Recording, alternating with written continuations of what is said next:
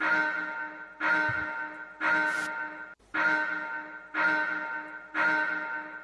into another edition of Gas. I am Gresh. He is Jason Anik.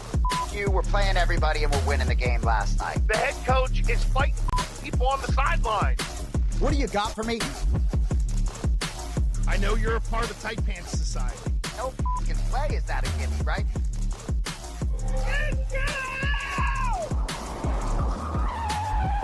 Gas 42, baby. Here we go. Gresh Anik Morning Drive. How the hell are you, everybody? We have a lot to recap. We have a lot to get to.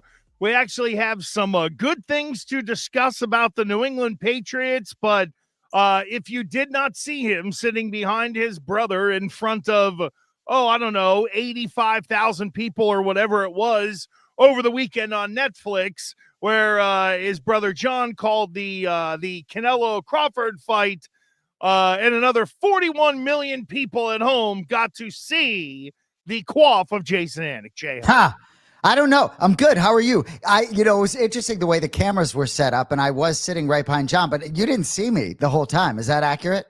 I caught you like once or twice. Because it was interesting. At UFC events, hard for me to hide. But what I'll tell you, what was sort of unique about this experience, just from my vantage point, no pun intended, was that my vantage point, I've never been closer to my brother, ever, in terms of physically, right? I could have reached out and touched him. I was right behind him. Normally, I'm, let's say, 6 to 8 feet behind him. There are a couple rows, but they sort of put me with the audio guys normally and Rogan security, but he wasn't there. So it's just sort of odd. But I was, Dana White and all his people were like several feet behind where I was sitting, sort of right behind John. So during the first prelim fight, when there was, maybe 10 or 12 fans in the entire arena, I could hear everything the broadcasters were saying, the commentators were saying.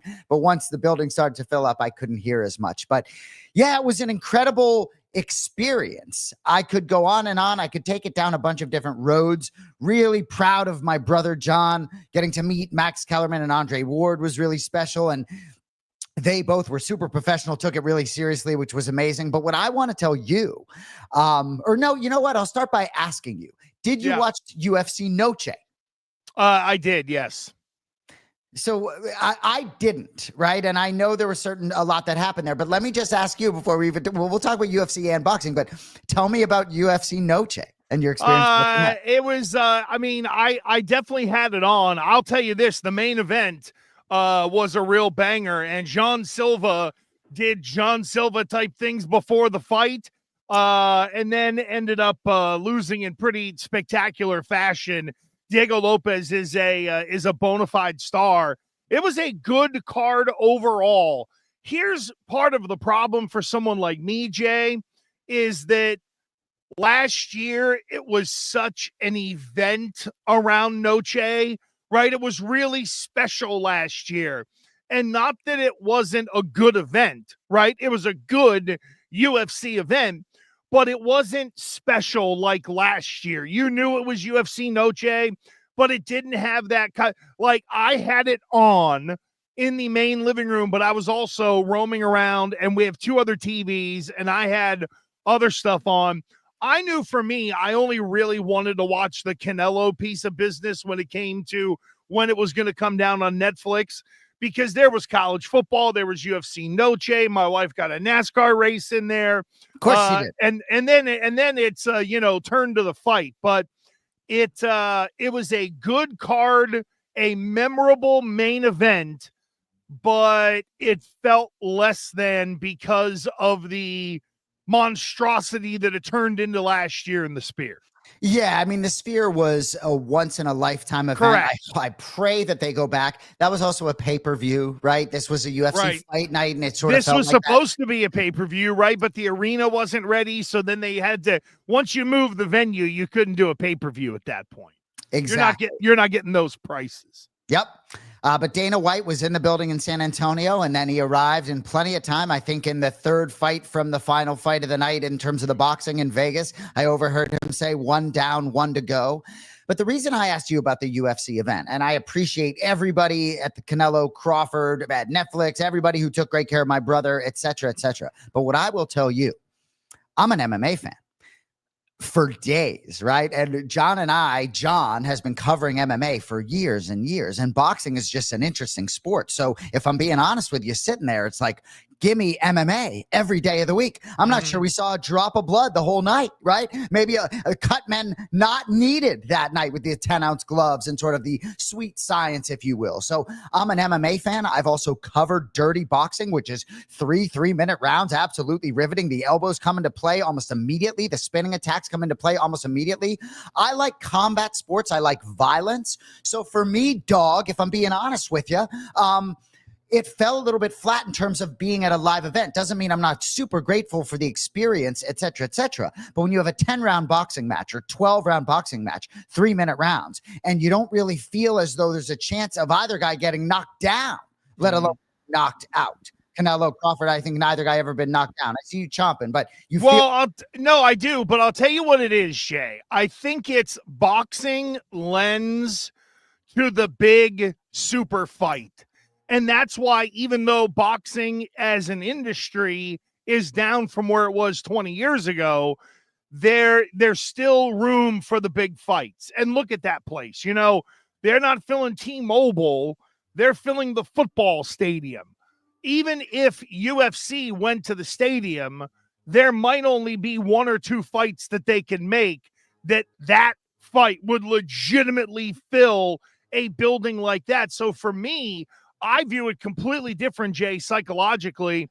Whereas when I'm going to, like, if I went to UFC 300, to me, that would feel like Canelo, Crawford on a big scale. I think UFC has caught up to boxing in that they can consistently put on good events that boxing used to, that they just can't do anymore because there isn't the name brand. Well, that makes good sense. That doesn't really relate in any way to the point I was making about the experience of watching MMA versus boxing. But what I'll tell you is T-Mobile Arena, Dana White would rather have it in there. It would have delivered more, I even think, on TV had it been in T-Mobile Arena with less fans. My experience being right behind John, uniquely enough, wasn't much different. Like you almost don't even feel, feel the building, because the UFC environments, you've been to so many, it's really an amazing experience. But I guess for me, I was thankful that I cover MMA and some of the more violent arts, if you will, because it fell a little bit flat for me as a fan.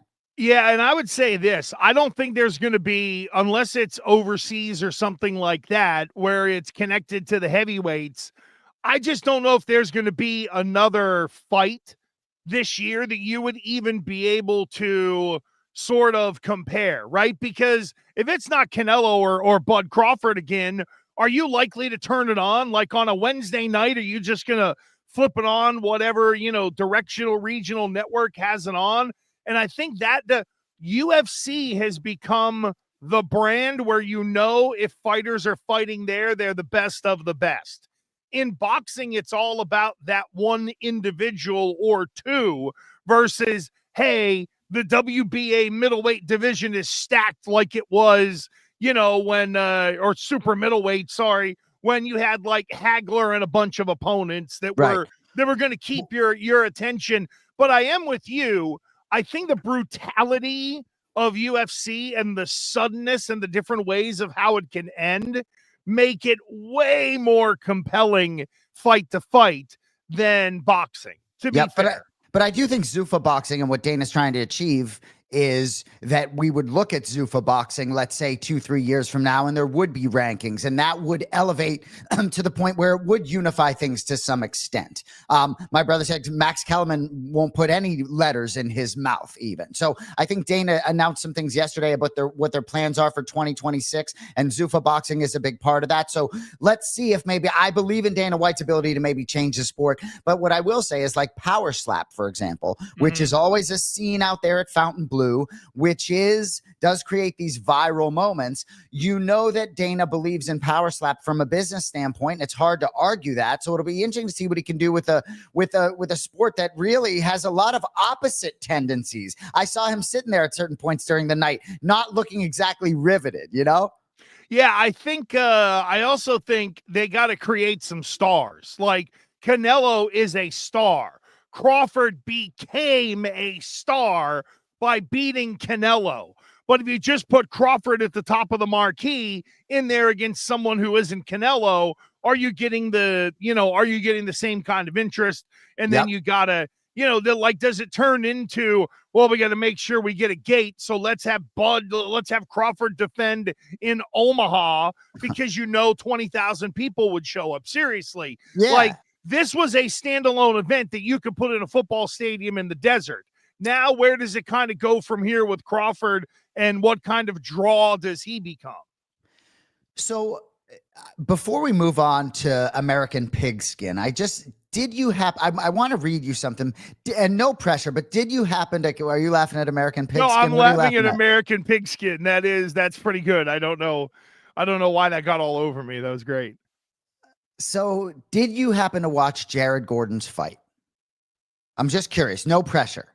No. Okay. So I don't know if you heard through the grapevine, or I didn't hear anything about this, but I think he faced Rafa Garcia, and Cody, free to chime in here. Forgive me, I don't know the opponent, but I guess Jared, I'm going to just read you this from Jared Gordon's Twitter. This past fight week was weird. 2 hours after weigh-ins, I was standing in the street while the car was backing out behind me. I was looking down the street away from the car. The driver was looking the other way as someone is helping him back out, waving him on. The front end of the car started turning, and the right wheel ran my right foot over as bumper started turning and buckled my knee inward, spraining my MCL. I thought about pulling out, but decided not to. Was it the wrong decision? Maybe so. After a hard, good camp, I didn't want to pull out. It is what it is. I'll move forward. Sorry to all my fans for the performance. So Gordon was down. Cody, I appreciate this. Gordon was down 2 rounds on 2 cards, won the first round on 1 card, got TKO'd in the third. Okay, so that is what it is. I guess what I'll say, and Cody, I know you watched the fight, you saw a lot of people putting stuff out there about, like, from a gambling perspective, there was a lot of action that I believe came in late on Garcia, meaning that some people had some information out there and some certainly didn't. And Jared was, I think, a 2 or 3 to 1 favorite and ended up not winning. But Cody, feel free to chop. Yeah, the line moved like 50 points and he was wearing a knee brace. I don't know, Gresh, sort of crazy. I consider Jared a friend. Really unfortunate for a guy that sort of had some bad luck already with some decisions. Yeah, and I also think too that this is the plight of the MMA fighter.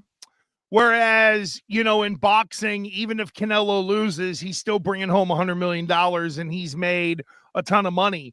But if you're Jared Gordon, you don't fight, you don't get paid. It's like old school pro wrestling. If you weren't there making all the towns, you weren't getting paid off of the house. And I think that's the tough decision for someone like a Jared Gordon, where he didn't look great. And it's funny, I typed in Jared Gordon into Twitter, and the first thing that popped up, Jay, was someone saying, oh, I trusted my parlay to Jared Gordon. Right. And you're right. From the gambling end, maybe some people ended up kind of, or the word sort of got out. But at the end of the day, I think if Jared Gordon's being real, why did he really fight is because these guys need these paydays, and they're good ones. You go fight for Anik Brothers Promotions, you're getting a couple of bucks.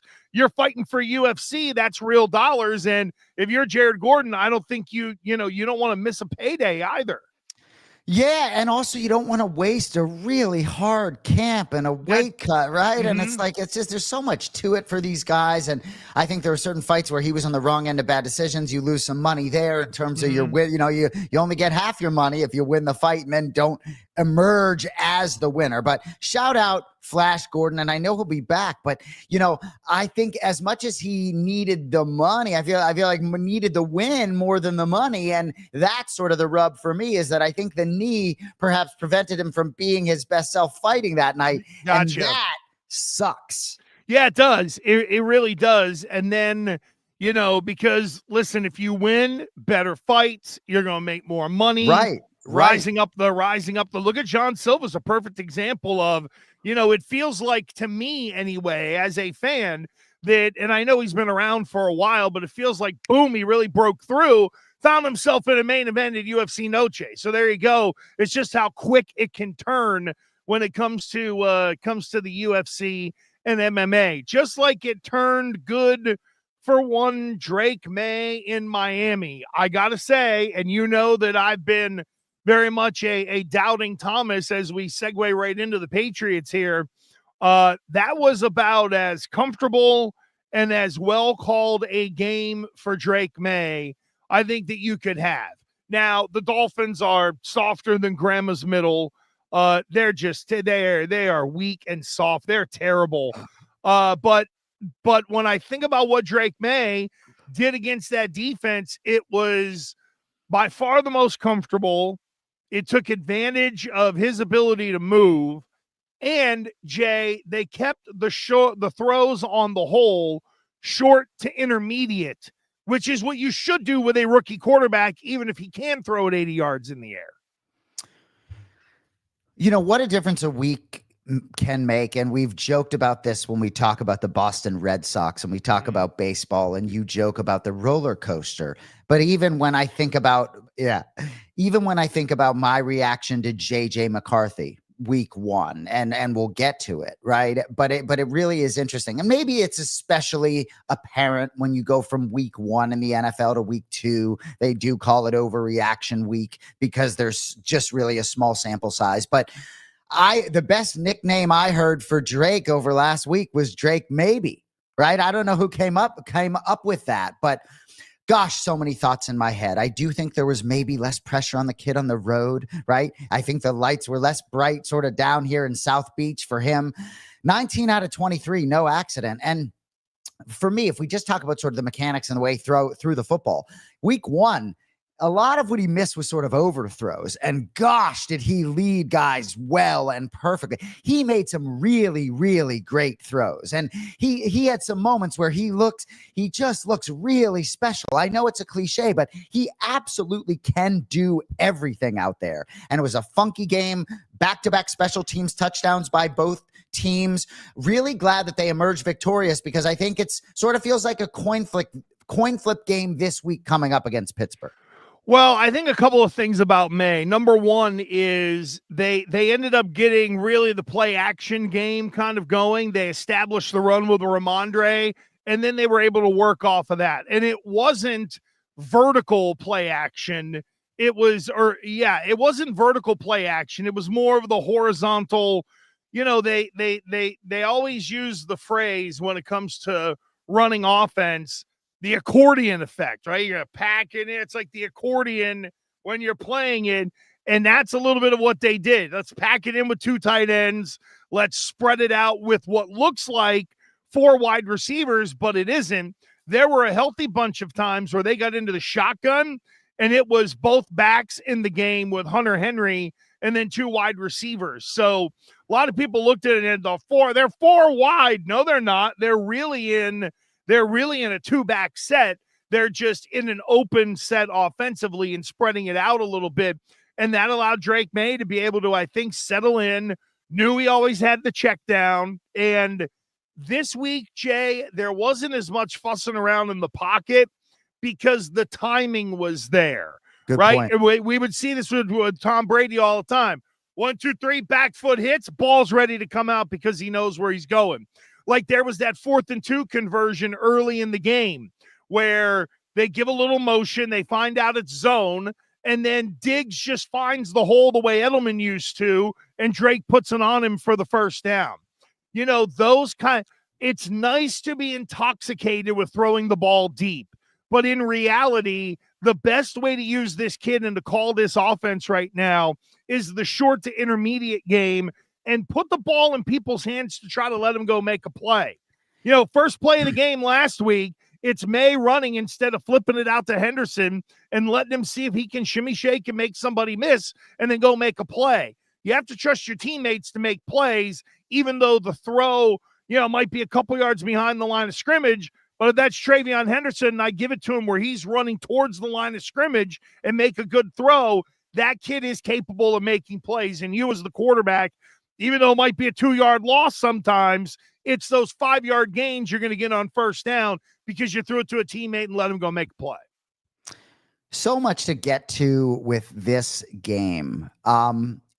So I guess I'll start here. Cody put something in the chat, right, about Will Campbell, our guy Bill Campbell. And what I was thinking, and I'm going to read what Cody put in the chat, but what I had in my notes was, well, you didn't hear his name. Right now, granted, I was in a crazy sports book, right? So, but I just didn't hear Will Campbell's name. And reason being, Cody puts in here, Will Campbell versus Dolphins, 81.3 pass blocking grade, 31 pass blocking snaps, 0 pressures allowed.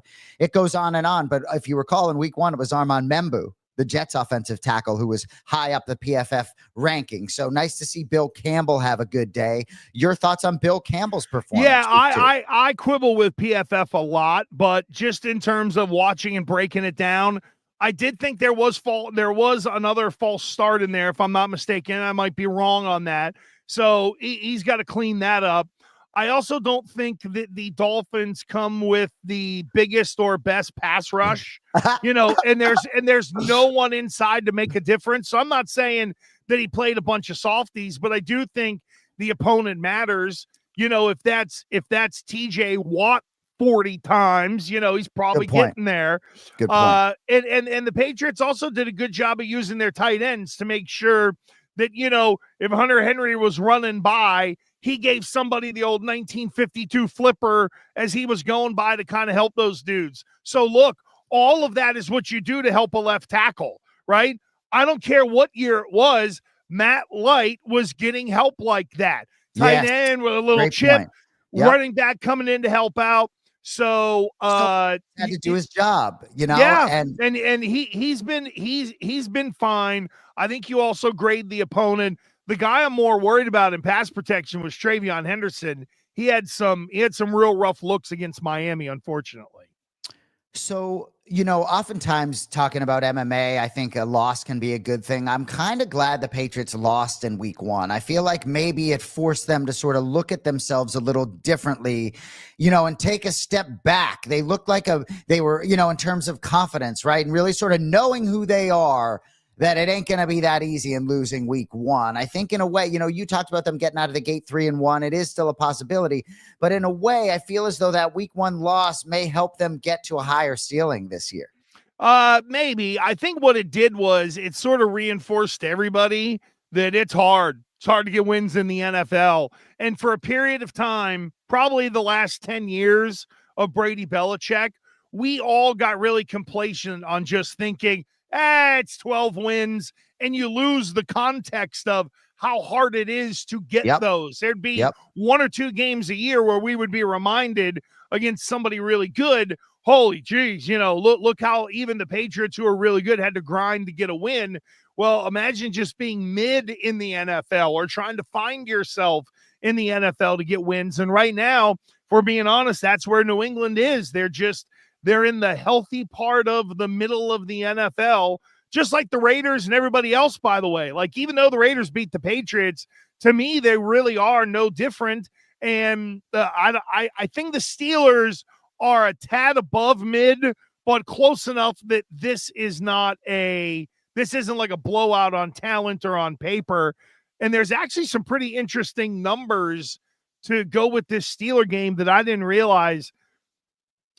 Jay, did you know that in his career, including the playoffs, Mike Tomlin is 3-10 against New England?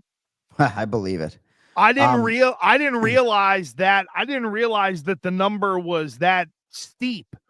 But also, conversely, the Patriots are 3-15 at home since the start of the 23 season.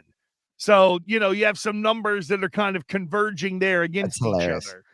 So when you said talent, Christian Gonzalez popped into my head, and not very different from the way he truly pops off the screen. Talk about Will Campbell's name not being mentioned. When Christian Gonzalez is on the field, you feel as though he's always cut to Christian Gonzalez, like he's always on your television set. So for me, that's a big, big piece of this team. Massive.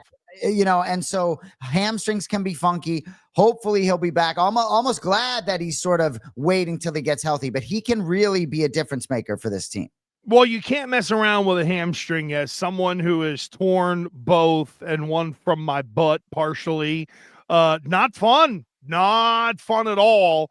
When you feel that thing pop and it kind of rolls down your leg, you just want to shit your pants because that it ain't good. Now, it isn't that bad, but Gonzalez speaking publicly, apparently, for the first time, did the whole, well, we'll take it day by day, just been in the building, sitting in meetings, doing what I can. So that's the thing about a hamstring. You literally have to wait it out. There's nothing more that you can do. You can get all your stem and all that. It's going to heal the way it's going to heal. That's just the way it is with hamstrings. But when you bring this guy back, you want to bring him back to where you're not going to lose him again, because if he's there in week 1, they probably win at the end of the day, because you have that one guy where you can say, go cover that dude wherever he is. And then if you want to play zone coverage behind it, you can totally do so. I think, Jay, what's hurt the Patriots in calling some of the combo coverages is they don't have Gonzalez out there, and Davis is a nice player, but you're probably not going to trust him one-on-one with Tyreek Hill the way you would Christian Gonzalez. Yep. So I can't help myself. I was going to try not to do this to you, but so like Mike Vrabel's trying to have a moment in the locker room with the team after the game, right? And enter your guy, Robert Kraft. I say your guy because you do an amazing impersonation. But so enter Robert Kraft, and it's like, hey, Bob, like, can you just speed it up so we can get to the moment here? It was like, did you happen to see that in the locker room? I did, yes. It's like he grabbed Vrabel and was like, Mike, please shut the fuck up for a minute so I can give you this unpainted game ball, and then I can go back to my private helicopter where my lovely bride will give me a handy because no one can see in the helicopter. I mean, it was something like Mike's in the middle of ramping it up, and then it's like he tapped him on the shoulder. He's like, sir, if I may, like he's like, tell me audible or can something. You tell me what aisle the bread is in? Like, honest to God, it is. I mean, this is just amazing. There it is. You know what that is? And I hate to be this way. That's like wandering old. That's wandering old man. Really. Thank you all. And I got to tell you, I know how hard this guy and his team have been working, and a lot of guys who have been here in the past with him, and we were honored to have him as a player. Won 3 Super Bowls with us. And it's very cool, the effort you all put in. His first win. He's like, give me the fucking ball. Yeah. Vrabel's sitting there thinking, this guy was blowing Drake Maye 18 months ago, and now he's putting the good mouth on me after we go get a win. Dude, and when Antonio Gibson returned the kickoff for a touchdown, I know everybody has seen Mike Vrabel running up and down the sideline. Oh, it was awesome. Forget this world we live in about like content, right? And, oh, did you see it? And who got these great pictures? Forget all of that. That's just the organic man that's leading this team that wants to win desperately, just like Joe Mazzulla wants to win desperately for the Celtics. We've talked on and on about how unique these coaches are. And yeah, he had a bad week 1, but like this is Mike Vrabel. There's not an ounce of him that is doing this because any cameras anywhere near him. This is just the core of his being, supporting his player, and it just makes me, goosebumps. You know what? You know what got me? And Cody threw it in the chat. He literally looks like he's about to go run and block somebody. That's what it is. It looked like former special teamer Mike Vrabel running beside the return guy to make sure that he escorted him to the end zone. I'll tell you what, though, Antonio Gibson, Jay, so they're going to put him back, it looks like, on kickoffs. Here's the other thing about him. When there was a big play on like a 3rd down where the Dolphins were running around like crazy, and the Patriots brought Gibson into the game. It's a running start on that. They brought Gibson into the game, and then they hit him with a run on 1st down after a 3rd down where that defense was gassed. Yeah, I think it was like an 11 or a 12-yard run. That is great use of Antonio Gibson right there.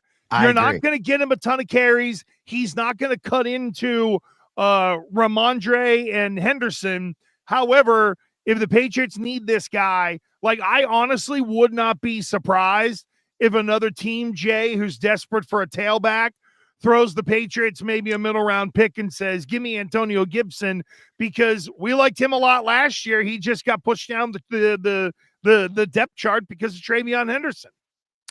And shout out Mondre. I've given Mondre some sort of. I know you're not a Mondre. Mondre. I've been a Mondre guy. You're not a Mondre guy, but he had a nice game. He really did have a nice game, and great hands. On that one long pass, Drake Maye was like, I thought I overthrew it, and Mondre running through the football in that spot. And I do feel as though, in a way, this team sort of was able to exhale a little bit getting out of New England and playing a road game. It can be a melting pot up in Boston, and in that sort of area, a lot of pressure on this team in a lot of ways. And it's as we move forward, Gresh, it's so hard to know what to expect from the Pittsburgh Steelers. I agree with what you said earlier. Maybe they're a little bit of a notch above. Defense hasn't really been great, though, for the Pittsburgh Steelers. And with both teams coming in 1-1, really feels like a big, fun game in week 3. Well, and we'll get to that, but I want to hop on what you said about going on the road. Yes, sometimes it can help, but when you go and play a rudderless ship full of pussies, that very much helps. No, and that's you're the right. Miami Dolphins. And you keep coming back to that, and I'm actually glad you did, even when you talked about Will Campbell, right? Because that could give bettors maybe pause when you look at the Patriots this week in terms of the competition that they faced, right? Now, no doubt. I certainly thought Pittsburgh was going to take care of Seattle. Seattle was able to do some things running the football. Really, Pittsburgh's defense, everyone talking about how great they were on paper, but you got to do it on the football field. And Sam Darnold going in there and beating Aaron Rodgers, I didn't expect that, if I'm being honest. Yeah, I don't think the secondary is great with Pittsburgh's defense. And I'll tell you this, Shay, I don't think they have the kind of linebacking play that we are very much used to. And I'm not anti-Patrick Queen, but at times he's really a kind of a lone soldier out there. I just don't think a defensive end and linebacker, they are what they once were. They have a good middle linebacker. They have a good corner. They have a good pass rusher. So, but I think if you can handle and find a way to neutralize those three, like Jalen Ramsey ain't getting involved in the run game. And you think he wants any of 225-pound Ramondre in the fourth quarter? Hell no. That's why Ramondre is so important to this running back room. Because in the fourth quarter, if you're a defense and you're sucking hind teeth like the Steelers have been, you don't want none of that in the fourth quarter. Well, and I tell you what, if the Patriots want to be a good rushing team, if Mondre Stevenson is going to eat like this, Drake Maye is going to shine. And I have no problem saying that. He's going to be able to stay in the pocket as you want him to, because it truly opens things up. And timing. The thing. Yeah, and the thing about Mondre, he has that sort of beast mode component. By the way, speaking of beast mode, Marshawn Lynch was photographing Canelo Crawford, right? You've seen him as an NFL photographer. So he got up in the apron, and at one, Marshawn Lynch, beast mode, does whatever he wants. So at one point, he's just walking around, going wherever he wants. He's up on the apron of the ring, taking pictures. Security had to be like, "Come on, Marshawn, you gotta." Yeah, I'm sure security was like whatever, and then Marshawn jumped down and shook hands with Turkey, and then that was it. Everybody in the house knew that. Everybody in the house knew that the beast mode could go do what he wants. How about this? I found this nugget about Aaron Rodgers. New England is one of the 6 teams A-Rod has not beaten on the road. Now it's only 2 times in Gillette, but still. He's come in here twice and hasn't been able to get a win. But I'm with you just in terms of who exactly are the Pittsburgh Steelers on offense? Because they can give you problems. I think they're a lot like New England in that if the run game gets going early and then the play action works off of that, I think both quarterbacks could put up big numbers. The question is, which team is really going to be able to establish the run? Because even though the Steelers have not been great in terms of points allowed, they're normally pretty stout against the run, and it'd be a big challenge for a Patriots offensive line who's got rookies on the whole left side to go out there and have a day where they really lean on a defense that traditionally has held up well against the run. Yeah, and Pittsburgh, obviously was victim of that fluky touchdown on the kickoff that sort of opened up that game, Yeah, that's what though, Tomlin's got to eat that. And one thing that because I did Infinity Sports Network on Sunday night, And I reminded people that, Jay, and you would remember this too, when Bill Belichick or the Patriots had a bad day, what would be the first thing he would say? We got to coach better. We got to play better. Mike Tomlin did the whole, well, that's a young guy who didn't make a great decision. Well, Mike, you're the head coach. That's a rookie. You need to make sure that guy is not going to make a bad decision. So, that's one where I kind of put it on Tom. I like Tomlin a lot, but come on, man, accept all the responsibility after the game. It falls on the coaches to make sure guys know the rules. I agree. And Aaron Rodgers, I think, threw a receiver under the bus talking about a specific play, that he should have flattened out a route or something. And he was like, he's a great kid. Love his personality. My favorite dude. Well, cool. But yeah, I'm with you, man. It's like you don't need to bring those things public at all. There's so much opportunity for those things to be private. I agree with you. Yeah, and I also think, too, if you're the head coach, there's got to be a little bit of, let me take the pressure off of a young kid who ended up making – a really big mistake out there. But it's interesting how Tomlin has not had, and I think a lot of that 3-10 for the Mike Tomlin record, you have to almost throw out the window, because to me, it's not so much the Brady element of it, even though that was a big part of it. It was really Tomlin against Belichick. And for so many years, the Steelers had Dick LeBeau as their defensive coordinator. And Dick LeBeau would never change. And Tom Brady would skewer him every time because Dick LeBeau wouldn't change different coverages, wouldn't play man, would sit back in zone, and Brady would pick him apart.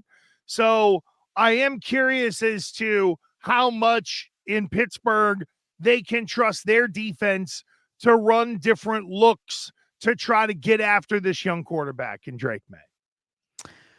So before we'll touch on this game again, because we will look at the week 3 slate. So we'll get back to this game, because I am going to sort of force you to tell me who you think wins that game in Foxborough coming up this weekend. Anything else from week 2? I talked a little bit about JJ McCarthy. I know he got banged up, looked awful.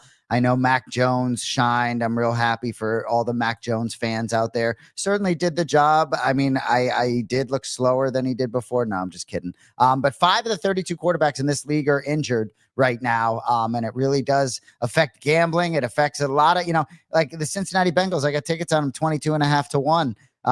Don't really feel too good about those tickets with Joe Burrow on the shelf.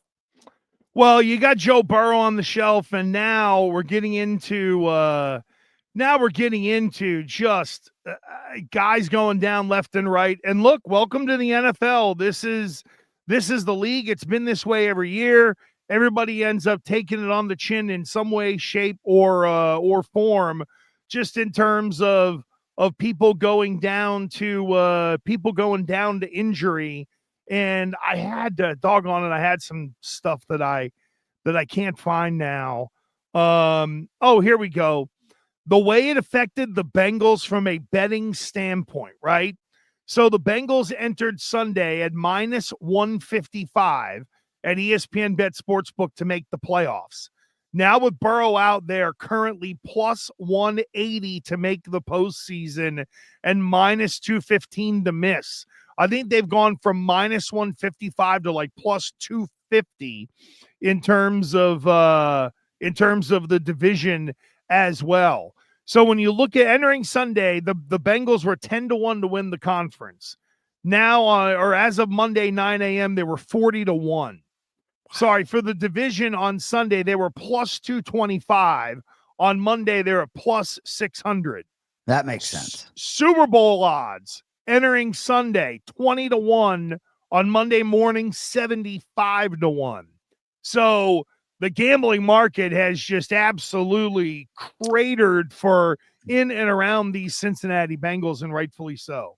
And we could go on and on, right? I'm glad they took care of Hendrickson and the 2 wideouts, right? But Joe Burrow's on the shelf because they don't have any big-time offensive linemen, right? And the way they've constructed this roster, I mean, it's no surprise. I think this is the 3rd time Burrow is going to be missing extensive time. But that defense has looked so poor that it was hard for me to be too bullish on this team through a week and a half either way. So, but certainly Joe Burrow going down, probably the big story in week 2. Go ahead. Well, yeah, I mean, they got 100 million goddamn fat people out there, and the Bengals can't find 5 of them to protect their quarterback.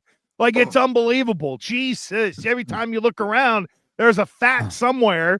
You mean to tell me you can't find 5 fats that can actually keep this guy upright, considering you're spending like $400 million on the dude? It's just amazing. It's just amazing to me. I love my really big friends, and I mean tall and big like you, that it's whether it's, we call them people the littles or the fats or the shorts or the talls. I just absolutely love it. It just rolls off your tongue differently, you know? There is the art form of the largo, no question. I just can't believe Cincinnati hasn't been able to figure it out. Hey, I don't know if you saw some of the other moves in the gambling market a little bit, and it'll lead us to some of the stuff that we can talk about. Biggest moves in the MVP market were by Jordan Love, who on ESPN Bet went from plus 1,200 to plus 800, and Justin Herbert, who went from plus 1,100 to plus 750. He is now the third favorite on the board.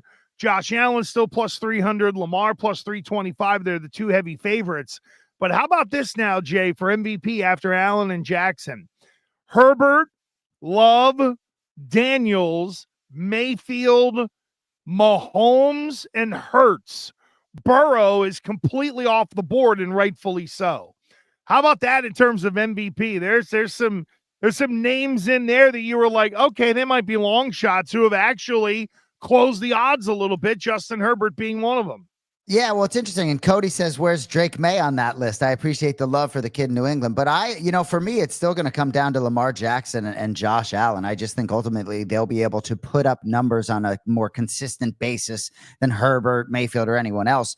But, for me, I just can't get the word durability out of my head. It just, like Josh Allen feels pretty damn durable, and I do think, right, you talk a lot about Tom Brady's mobility, right, inside that space, and how Brady used to almost cower to avoid the sack late. Not to avoid the sack, cower down, move on to the next play and avoid injury. And you saw Burrow a lot in the preseason going nuts, sort of trying to make these plays. And sometimes you got to live to face that. You got to protect the asset that is yourself, knowing that the offensive line is an area of weakness. No doubt about it. And I think Joe Burrow can maybe learn from that. And if you're the Cincinnati Bengals, if you're going to let $30 million of Trey Hendrickson walk out the door, you can go get yourself 3 offensive linemen for that money to be able to come in and help you out.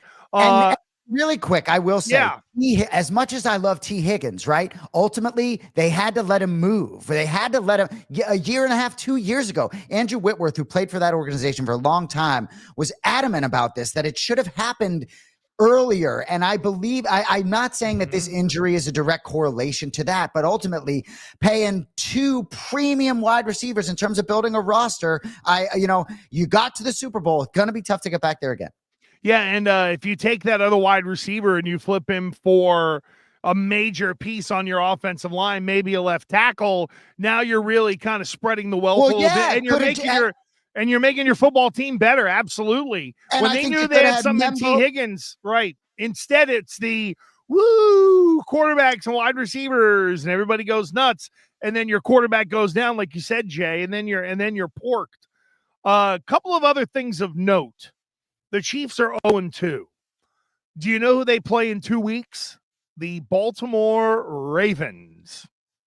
So the Chiefs could be 1-3 here at the end of the month, in which you could kiss the number 1 seed goodbye. In fact, the odds have now changed. The Chargers are even passing the Chiefs at plus 225 as the new AFC West favorites. The last time the Chiefs are not favored to win the AFC West was entering week 10 of the 2021 season. So really, Jay, so I believe the Chiefs play the Giants here in week 3. Yep. And then they get the Ravens. So if they lose to the Ravens and they get the Bills, at the beginning of November, that game against the Bills will have all the steam taken out of it. It'll really only mean anything for the Bills, who have the softest schedule to that Kansas City game. The Bills are going to be 7-0 whenever they host KC in week 8 or 9, whatever it is. But I think it's kind of big, and you and I lived through this as, either Patriot fans or following the Patriots. where it's hard to reinvent yourself year to year and hold yourself to such a high standard. And when you think Kansas City might just be a mere wild card team this year, it kind of feels like 2019 Patriots. Well, and if we're injecting the Patriots into the conversation and injecting Bill Belichick's name, it'll be all about the one-game season that is week 3. And I know we'll get to that because I do not think it's going to be an easy night in New Jersey against the Giants on Sunday night for the Chiefs. Wow, you're the one, huh? So let's talk quickly about the Red Sox because I know we're going to want to talk extensively about week 3. Please. So, yeah, I mean, for me, I don't really have much on the Red Sox other than the air's been taken out of the balloon with Roman Anthony. It's like, I was happy that Devers was moved, but now it feels like the second time your best hitter is not part of the lineup. It's really hard for me to believe in them long-term. However they want to trudge through this next couple weeks kind of is what it is. A little bit up, a little bit down, still in the picture. I do believe if they want to peak a week from now, 10 days from now, that potentially could give them a little juice in the postseason. I like a lot of their pieces, right? Like certainly Garrett Crochet is going to have something about how they perform in the postseason, but still got to get there. And they're looking like it's not as much of a slam dunk as maybe it was a week ago. Well, Jay, I think they're getting there. I think what we're going to lose is Red Sox Yankees in a wild card round, so to speak. I think the Red Sox are kind of toast. Number one, the pitching is just falling apart. You mentioned no Roman Anthony. They've been dealing without him for a while. But now they also might match up against Seattle in a wild card round. And they would be the worst of the division winners. But that team has completely, in a lot of ways, transformed themselves since the trade deadline. And they're going to have the American League MVP in Cal Raleigh, who I do believe hit 2 yaya ding-dongs last night and is now up to like 52 or 53 or something like that in a historic year for a catcher. I just think the Red Sox pitching is caving in on them at the wrong time. But look, at the beginning, this is where we got to like stop ourselves and say, if at the beginning of the year, we could have said, okay, they'll make the playoffs. It might not be beautiful, but they're going to make the postseason. Everybody would have signed up for it because we thought this team was going to be ass. So, that's the good and the bad of it all is that they are winning enough to make the playoffs. It will embolden management to keep doing things the way they have, which will drive all of us nuts. But I think we can't lose the perspective that if this team wins 88 games and is in a playoff series, even if they get pumped in the wild card round, that's still a hell of a lot further than most of us had them at the beginning of the year. That's fair. And I hope that they just have a little juice and they're going to be limping in from a lineup standpoint. It feels as though inevitably. So at least maybe they'll be playing some good baseball. And, a guy like Bregman, I'd like to see him get hot potentially to sort of be able to be a part of someone carrying them for a few days here down the stretch. Well, and I am hearing rumblings from up at Fenway that they are trying to cut Bregman off at the pass, but it's not going to work because of the agent. There's a lot of thought that Bregman already knows there's somebody out there that is willing to give him like $35 million a year in real hard money, no opt-outs, that kind of deal. I don't know if the Red Sox are going to be wanting or willing to match. Given the way they've done business, I would say no. But I've heard there is a little bit of a push to try to keep the guy. Just not very optimistic because it feels like there might be $200 million guaranteed dollars out there that someone is just willing to commit to Bregman. Just didn't seem like it needed to be that complicated with Bregman. No, agreed. Didn't need to be at all. But, especially with guys like Boris, their guard is always up because if you give in on one, then you're giving in on another. And, he finds a way to spin it around and use it against you. And, it basically signing someone like Bregman, I think, runs contrary to their organizational philosophy. If he had come up and had 20 at-bats, they would have given him $190 million by now. Jesus. It's hilarious. I don't like their organizational philosophy. I also like the NFL a lot more than baseball. So let's move on to week 3. Yeah, and you want to get into Thursday slaughter that's coming up? I do. And before we get out of here, we have to make sure we talk about Chiefs Giants, because you piqued my interest with what you said there. And obviously we'll talk about the Patriots game. But as we go through the slate, Dolphins at Bills minus 12.5. I guess, we got 10, 15 minutes here, so we'll be pretty brief, but just initial thoughts on this game. You give the Finns any shot? None whatsoever. And I know that they, the Dolphins normally don't score on the road. Dolphin road games are 8-2 to the under over the last 2 seasons. So if they're not going to put up points, they're not going to be able to stop Buffalo. That defense is SAWFT soft. And I think the Bills are, the Bills didn't play with their food with the Jets. Yeah, I don't exactly. think they're not going to play with their food with the Dolphins. And really the only question for me in this game is, could the loss be so bad for the Dolphins that they get rid of Mike McDaniel before they let him on the plane? Good stuff there. It really is interesting talking about them not playing with their food. And I believe that week 1 win over Baltimore, right? I think I heard multiple people say, the Bills this season could lose game 1 and then win 10 in a row. And I just felt as though, gosh, I wish I had been more aggressive on the Bills on Sunday from a gambling standpoint. Do you know what I mean? Because it really, the way that you're deeming it not playing with their food, like that was the blowout on the board. Even though it's tomorrow night, this may be the blowout on the board as well. I agree with you there. I just don't see Miami coming up with much. Potentially they can do some things on offense. I think Buffalo going to be ready, especially at home. Hey, in terms of that Bills schedule here, Jay, they started Baltimore. They played the Jets. They now get ready for this. Yep. The Dolphins, the Saints, the Patriots, the Falcons, bye week, Carolina. Then they play the Chiefs on November 2nd in Buffalo. They're going to be 7-0 going into that Chiefs game. I agree. So they'll have they would have, in theory, a 2 or maybe 3 game cushion over Kansas City, depending on, we'll wait for your analysis of the Giants. So we move on to the board. Cody, Packers minus 8.5 at the Browns. Gresh, I will just say quickly, I can't help, because I've entered this Survivor contest in Circa, that I have a different lens this year, right? I really am looking at money lines, and I'm not paying as much attention to point spreads, which is so odd for me because I've always been sort of a point spread guy. But in terms of one thing you asked me about Survivor early on, I think you were talking about to what extent you sort of fade the bad teams. Are you betting against Saints, Giants, Browns every week? So in a game like this, right? From a Survivor standpoint, that game scares me. I'm not running. Packers a little banged up. Jaden Reed's out. I'm not running to the window to play the Packers here, even on the money line or in Survivor necessarily. Your thoughts on this game? I love the Packers. I think they have right now momentum, and you can feel it whenever that team gets out on the football field. I think it opened at 7.5. It moved to 8.5 pretty quickly. The Packers are 17-6 ATS in September under Matt LaFleur, and there's no question Micah Parsons has brought some juice to that team. I know Cleveland has kind of played tough here. They've been plucky the first 2 weeks, but look, they're the Browns. They're like the Jets. They're going to screw it up. I just believe Green Bay. I like Green Bay in Survivor a lot this week, because I think they have the mojo. I really do.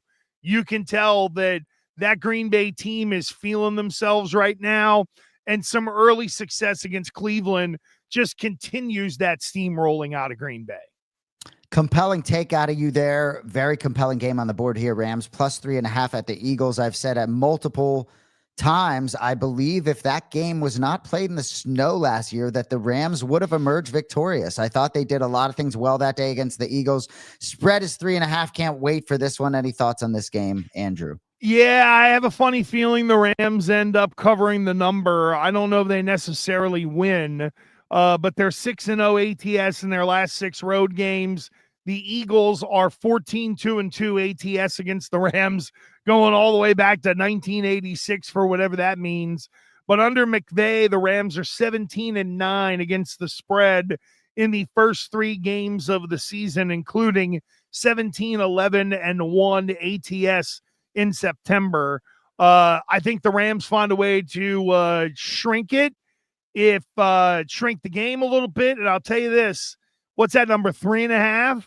Yep. If that starts to drop a little bit on Sunday, I would not be surprised if that number got closer to, say, 3 or even 2.5 for the Rams. I don't know. I just suspect that some late money is going to come in on the Rams. And, there's always week 3 weirdness to where you would think Philly is rolling, but look at who Philly has played the first 2 weeks. They haven't exactly had 2 easy weeks, and it's going to add up here, I think, against the Rams in week 3. Well, Eagles passing game also leaves a lot to be desired. Jets +7 at the Buccaneers. I believe Fields out with a concussion. Buccaneers 2-0 on the road. Going to be happy to sort of open the season in the pirate ship. Hard for me not to think they go to 3-0. That's a team I'm looking hard at in Survivor. Your thoughts? I think the Bucs win. I wonder if Tyrod Taylor might actually help the Jets put up better numbers than Justin Fields. Like he's one of those backups that you really got to factor in. But look at it this way: Baker Mayfield 8-7 against the spread with the Bucs. He was 18-30-1 in his career before getting to Tampa. That's as a favorite.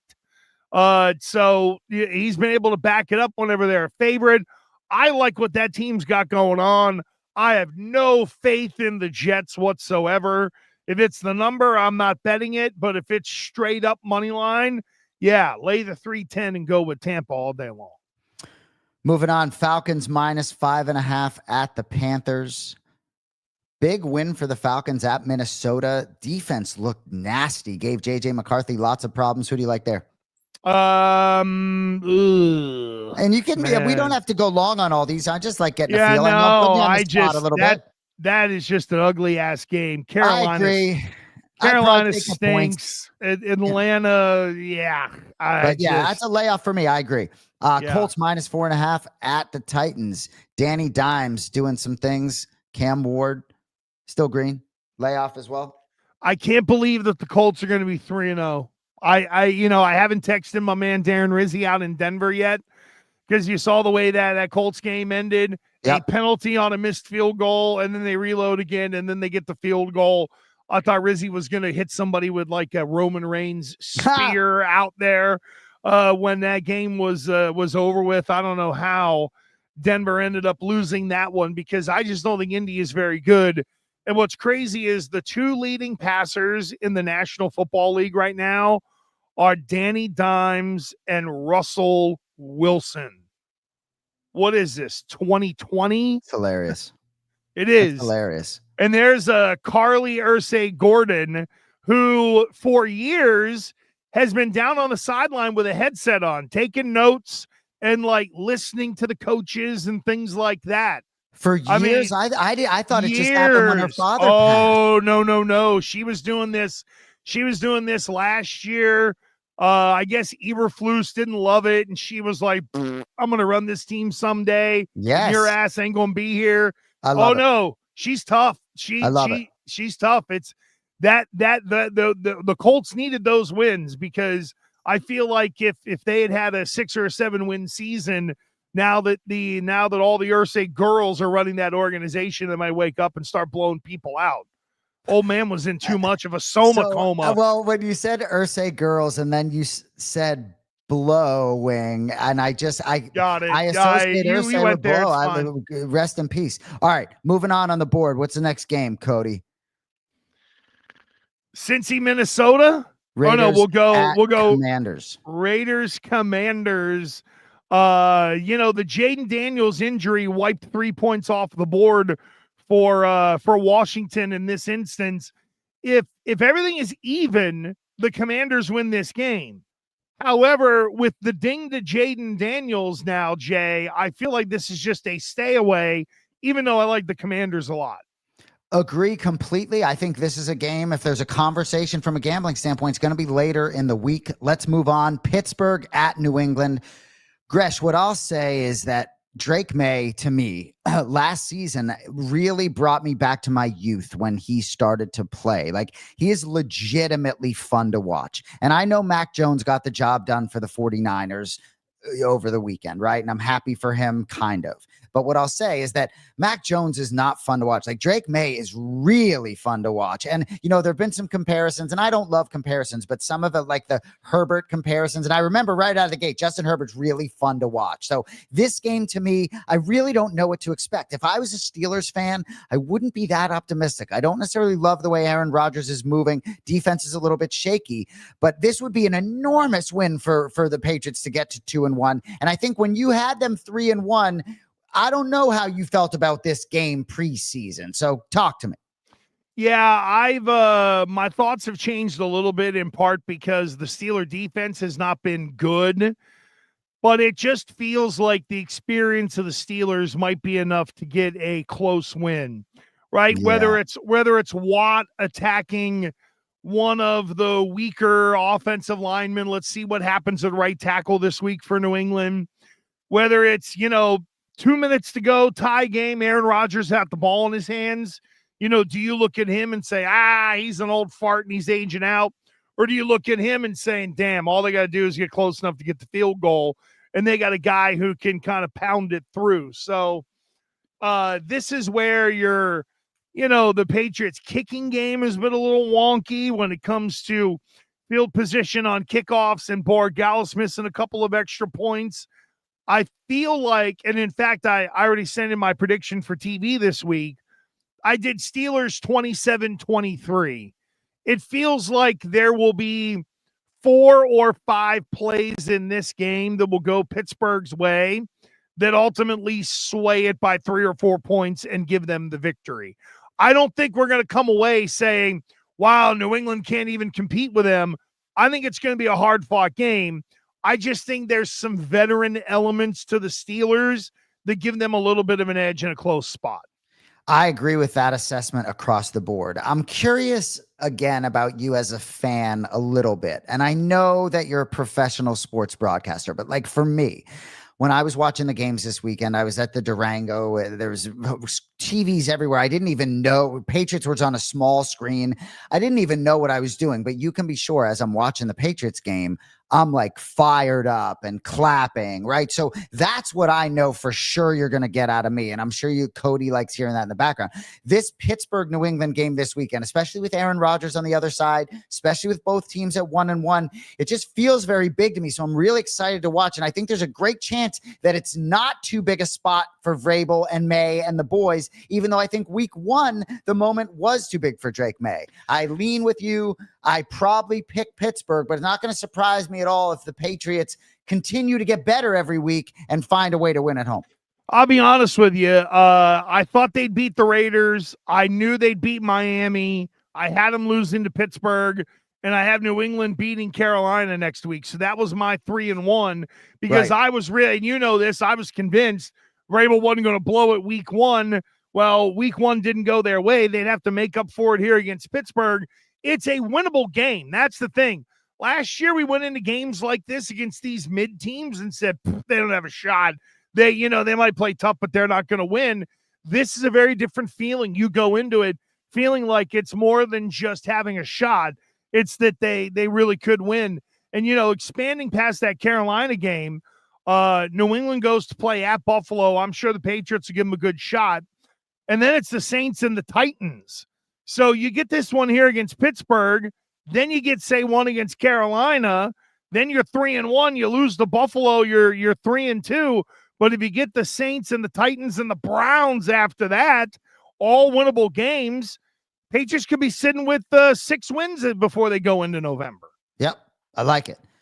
So moving on, Bengals, Vikings. It's not Joe Burrow, J.J. McCarthy. We got Browning versus Wentz as QBs. I have really nothing to say here from a gambling standpoint. No, I think Minnesota at home, though.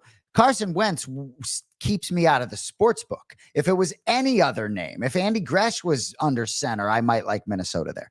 All right, Texans, Jaguars. Texans plus 1.5. Texans 0-2. Jaguars 1-1. Liam Cohen and Trevor Lawrence got into it on the sidelines a little bit. Gotta love that. Who do you like? Pick 'em game. I know we sit here on a Wednesday. Any leans on Houston, Jacksonville? I would say that Houston. I know that the division game, so point spread isn't huge. It's Jacksonville -1.5. I think from a gambling standpoint, I'm taking Houston plus the 1.5. If I were betting this on the money line, I think Houston ends up winning this game. I just think they got a little more defense right now.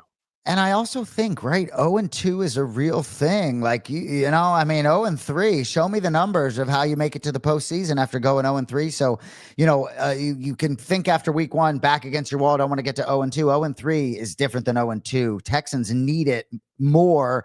And I still think Liam Cohen's trying to build some things there. So I sort of lean Houston there. All right, moving on. Saints +7.5 at the Seahawks. Big win for Sam Darnold and company at Pittsburgh in week 2. Under. Seahawks, go ahead. Under. Yeah, I'm under 41.5 on this one. The Seahawks played a team that defensively in Pittsburgh is not very good, and they needed a flub on special teams to be able to get over 30. And I look at the Saints, and they just can't move. They really can't score. To me, this feels like an underplay, especially in Seattle. It's a spot where I feel like the Saints could maybe get swallowed up a little bit. This is going to be a heavy play, I think, in Survivor. I don't have a huge appetite. I know you and I feel the same way about Sam Darnold. Like, I don't need Sam Darnold being in control of any of my American dollars. I see you nodding. I mean, yeah, I wouldn't choose to bet it, but it would be one of my final 3 this week in terms of Survivor. Yeah, it's hard to ignore it. Broncos +2.5 at Chargers. That's a great football game there. Chargers at home, division lead. Broncos are going to be whooped up like a hornet because they lost last week.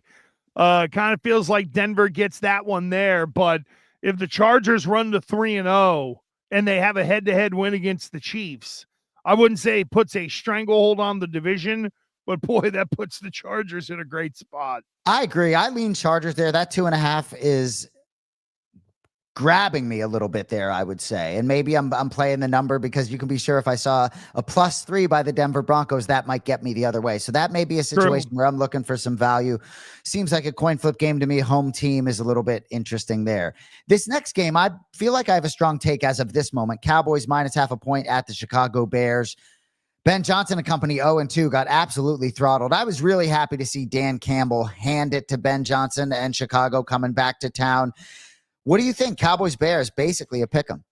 It's a stay away on all counts. I couldn't easily pick a winner, and a 0.5 point doesn't sway me either way. Bears are just too up and down right now. They're 0-2. I don't know what ultimately they're going to be. I don't trust these, tight pants outline wearing head coaches who all love offense anyway. And I just have such disdain for the Cowboys. And you can't trust them either. I mean, they had to work hard to beat the goddamn Giants. The Giants? Are you kidding me? Tell me how you think the Giants are beating Kansas City. Is that the road you're going down here? No, but we'll get to that game. What did you say? Tight pants outline? Yeah. You see their Schmenzer. Come on, that's what ooh. See, look at little Sean McVay. So everything is painted on. You've given us a lot of different ones today, and like Gresh, I'd be lying to you if I told you I had ever heard the term Schmenzer before. Is that like? See, sometimes you didn't make that word up. That's right. No, I didn't make it up. No, that's a stolen one. Yeah.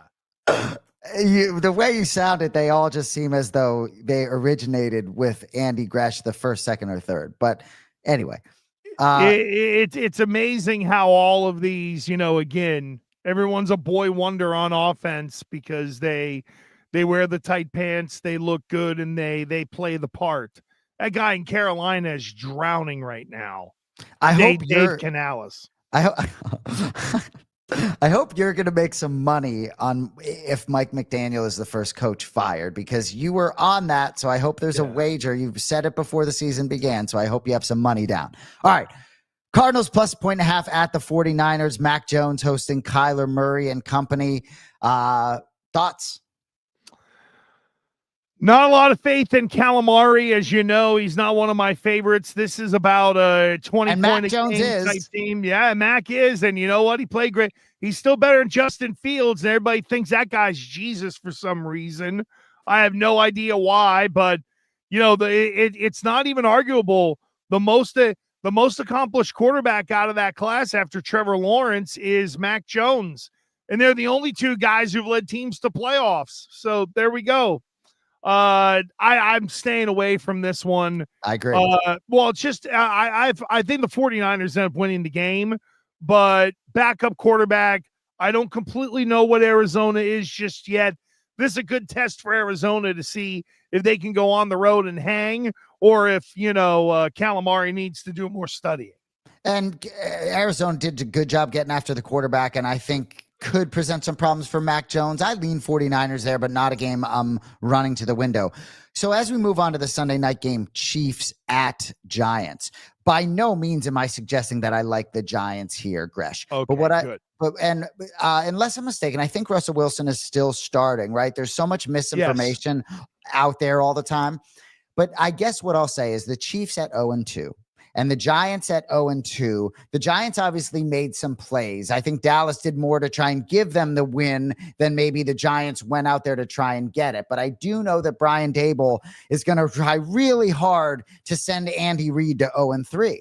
And the Chiefs, I still don't really know who they are, right? The Eagles are not a well-oiled machine right now. The Chiefs did some good things. Yes, I like the Chiefs to win that game, right? But Gresh, should I be running to play the Chiefs in the Survivor contest? I think so. Yeah. Given what is on the horizon for the Chiefs and that they're already 0-2, there is a sense of urgency that they need to get this game. It might be bowling shoe ugly, and the Giants might not score a ton of points in this one, but no, I think this is let's put it this way, Jay. In 2018, right? Now I know that we look at it because we know they won it. But in 2018, if New England were 0-2, wouldn't we be looking at them saying, oh, this is where they fatten up and they get right and they get a win against a really bad team? I know the Chiefs are dinged, but I don't think it's that bad that they're going to lose to an awful, awful Giants squad. I agree with you, but what I will say is even last year with the Chiefs, right, there's a lot of one-score games. They really weren't beating anyone. I heard Chris Sims and other talk about how superior Philly was even before the Super Bowl matchup. So I guess I just wonder where Kansas City is in terms of sort of their growth, right? It's difficult to navigate, right? They've already achieved a dynasty. How do you sort of navigate that mountain, and where are they on that mountain? So I'm not sure if the Super Bowl appearance and that loss was at a certain level on the mountain, are they climbing up from that? How are they sort of bouncing back from that? Maybe this goes a long way there. I certainly will be looking to tease them here because I don't think they get to 0-3, but I think there's a little bit of pressure, and the Giants can apply some pressure. Certainly, I think Dallas, in a way, has done some really good things in both games they've played and could have lost and won either one of them. So I think it's going to be an interesting test for Kansas City and not as much of a slam dunk on paper given the head coach and sort of a team on the other side that's desperate too. I don't trust Russell Wilson in a spot like this. That's kind of where I land. So in looking at week 3, yes, just in terms of Survivor as well, right? I feel really good about the Bills over the Dolphins. I feel good about the Packers over the Browns. Let me see here. I feel good about the Bucks over the Jets. Believe it or not, I feel good about the Colts over the Titans, and I didn't think I'd say that 2 weeks ago. I feel good about Seattle over New Orleans. And I do feel good about Kansas City over the Giants. So I hate to say, hey, look at all those bad teams and but the matchups this week really fit. And if I had to give you, like, Jay, if you said to me right now, give me your Survivor pick, I would land on Thursday night and still go with the Bills and use them here, because I just think they're going to steamroll Miami. It's going to be bad. I agree. And we'll touch on the Monday night game real quick. One thing I'll say, and this is from Pool Genius. Follow them at Pool Genius. NFL favorites of 4.5+ points are 12-0 straight up this season. Dating back to week 11 of last year, they're 52-8 straight up. It's just really interesting, you know, because their last year in Survivor was a bloodbath week 1 and 2, and almost no week 2 week stretch in the since the infancy of this contest. There have been this is the most people that have emerged through 2 weeks. There's been almost no carnage. So it'll be interesting. I feel like there are a lot of games this week. I think that trend is going to continue, Gresh. All those games you laid out, I don't really see an upset in there. Lions at Ravens, I don't think I see an upset here, but the Lions certainly have some momentum after putting up 52 points. Lions at Ravens, big one. Both teams 1-1 on Monday night. Yeah, I like Baltimore to handle business here, but not by much. This is a big time heavyweight fight. Yep. You know, this is Super Bowl caliber game right here on Monday Night Football, but I think the Ravens get it done. And I think the Ravens took good care of the Lions last year if they played. I should have that information, but I don't. But man, we're going an hour, 15 minutes. You know, the NFL, we can get going. Very true.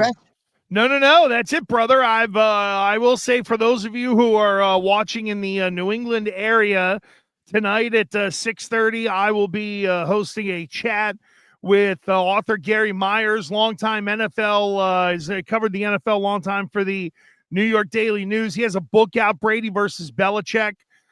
So I am hosting the chat, and I'm hosting an author's chat at the local library at 6:30 tonight. You can go to my Twitter at The Real Gresh, and the invite and the download and all the whatnot and the information is all right there. I love it. Go to the library and everybody will have a microphone, except Andy Gresh won't need a microphone. You put Gresh in a library. You think he needs a microphone? We'll be fine. Come on. Yeah, no, we'll be fine. I just have to remember to keep it to an hour because I don't want to be there too long. But people get to meet here. Well, but people get to meet Gary and they get the book signed and all that stuff. And you know, as someone who did this 15 years ago, that's all important to go out and press the flesh and trying to sell your book. Actually, I do believe the Barrington Books Library said, or the Barrington Books people who are hosting this at the library said they'll have copies of my toilet book there as well to sell. In case anybody wants the great book of Boston Sports List, which is officially now 15 years old. I love it. And you can get that autographed if you like. Oh, yeah. I'll be there to sign it if anybody wants it. And if anybody, even if you're in the supermarket and you come up to me with my book and you're like, holy shit, would you sign this? I would pass out because I couldn't believe people buy it. Or had your book in their purse at the supermarket. That's true. I get the statement every, I think it's 6 months or whatever. And we got a long way to go to still cover the advance. So go to Amazon and buy them some bitches, will you please? I love it. That's it for us. That's it for Gas. For Jay, I'm Gresh. Great job by Cody. We're out of here. We'll see you next week.